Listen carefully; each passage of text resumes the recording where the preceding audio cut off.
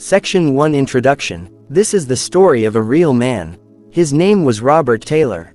He was born in England in the year 1784. He began his life inside the church.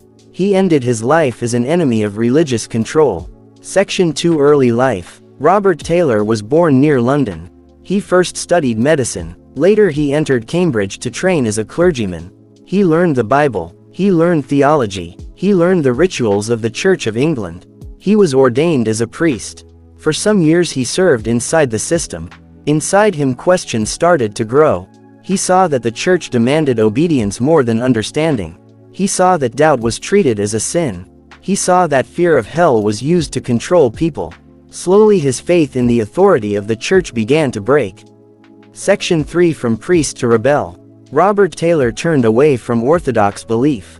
He began to speak as a radical preacher. He helped to form a Christian Evidence Society. He gave public talks in London. He mocked what he called the pagan creed of the establishment. He said that the official religion was not pure truth. He said it was a mixture of old myths, power and fear. The authorities did not ignore him. At that time blasphemy was a crime. For his speeches Robert Taylor was arrested and sent to prison. In prison he did not repent. In prison he wrote. Section 4 The Diegesis. During his imprisonment Robert Taylor wrote a book. The title was The Diegesis. He tried to show the origin and early history of Christianity. He used comparative mythology. He compared Christian stories with older pagan stories. He argued that many parts of the gospel story were symbolic. He argued that they were linked to solar myths and the movement of the stars. He became a strong defender of the Christ myth theory. The Diegesis attacked the foundations of Christian belief. It said that sacred history was a system of ancient symbols. It said that priests were defending power, not truth. These ideas made him famous among radicals and dangerous in the eyes of the state. Section 5 The Rotunda. After release Robert Taylor joined radical publisher Richard Carlile. They began an infidel home missionary tour. In London Taylor became a main speaker at the Rotunda. The Rotunda was a building used by radicals. He gave theatrical lectures on religion. He often wore church vestments. The hall was decorated with signs of the zodiac. He spoke about Christianity as astrotheology. He said that many Christian symbols were about the sun, the moon and the stars. The crowds loved his bold style. The authorities hated it. Spies of the government watched the meetings. In this period he received the name Devils Chaplain. The title was meant as an insult, but it showed how much fear his ideas created. Section 6 Second Imprisonment. Robert Taylor continued to preach against the church. He was again charged with blasphemy. He was tried in court.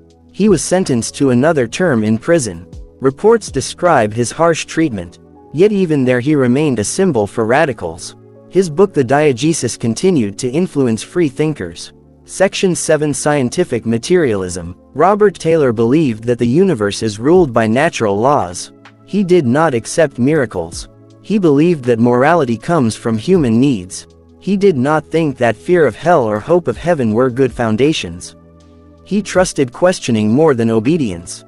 He trusted investigation more than tradition. He became an early voice of scientific materialism.